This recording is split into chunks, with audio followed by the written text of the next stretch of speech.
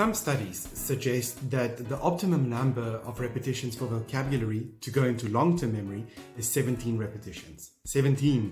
And then for learning to be effective and efficient and most importantly, meaningful, these repetitions must be presented through different methods at different times. Hi, my name is Dirk. Welcome to the channel and thanks for stopping by. One of my pet peeves is vocabulary lists. In my opinion, it is one of the least effective and efficient vocabulary teaching and learning strategies.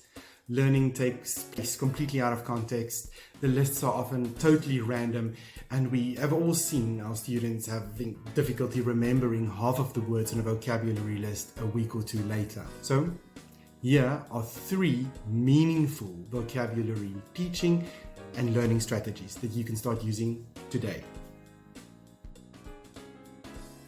Just learning the definition of a word is not enough. Students must understand the target vocabulary's connections and associations with other words.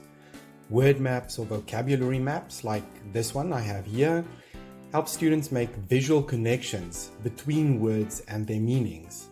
For example, let's say we've identified our vocabulary word or item as obnoxious.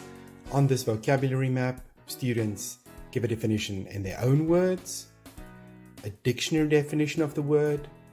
They indicate the part of speech, in this case it's an adjective, but they also try to find out, are there any other forms of this word? For example, is there an adverb form, a noun form? Students could also add 2 or 3 synonyms, 2 or 3 antonyms, the word in their L1, their mother tongue. Students could also draw a picture that depicts this word. And most importantly, students have to write a sentence using this word to give it some context. Why use this strategy? Well, the most meaningful advantage is that word maps increase the awareness of the connections between words. Students also learn synonyms and antonyms, and so they increase their vocabulary. They also compare their own understanding and definitions with that of a dictionary. Roll a word. You may already know this game. For this game, you will need a couple of dice, the target vocabulary written on slips of paper or cards, and some dictionaries. If you use vocabulary or word maps, like we discussed in the first activity, use those words and write them on slips of paper or cards to increase the number of exposures or repetitions for your students.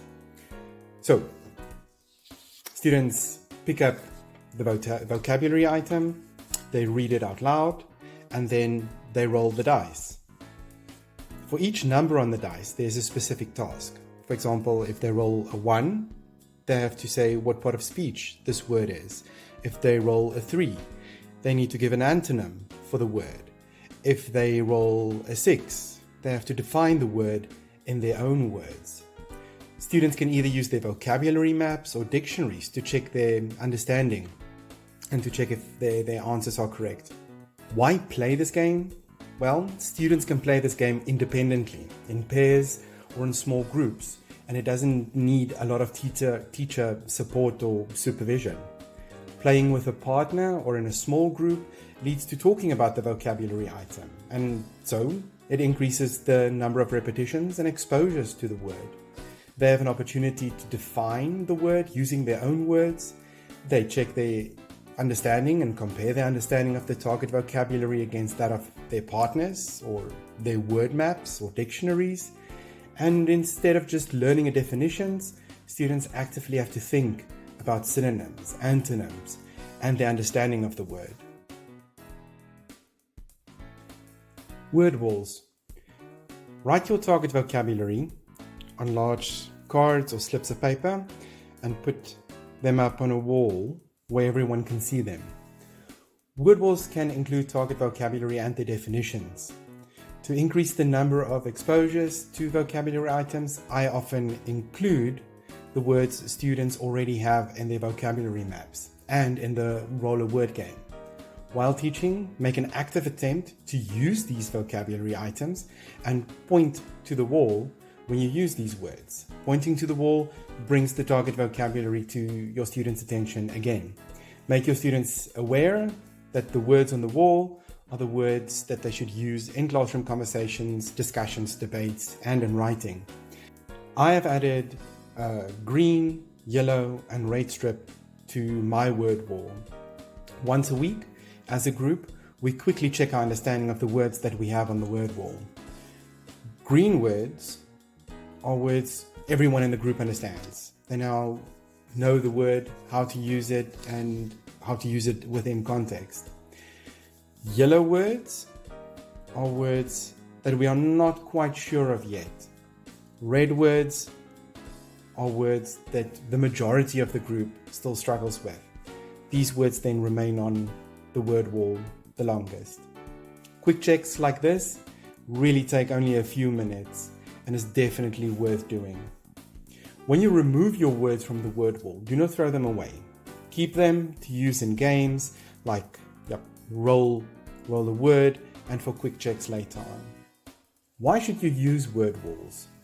Well, it increases the number of times students are made aware of that particular word. It improves their spelling. And when we use word walls in class during teaching, it increases the number of exposures and repetitions, and it enables students to compare and connect terms and concepts with their use in real life. Remember, for any vocabulary teaching and learning strategy to be effective, we, as teachers, need to ensure that vocabulary instruction and opportunities to review vocabulary have a fixed spot on our timetables, and that we consciously and deliberately use the words in class. By listening to us, the teachers, using the vocabulary, students are exposed to the target vocabulary multiple times, and also very important, they learn how to use the words within context. Well, that's 3 effective and efficient and meaningful vocabulary learning and teaching strategies. I hope you found them helpful. See you next time. Happy teaching. Ciao.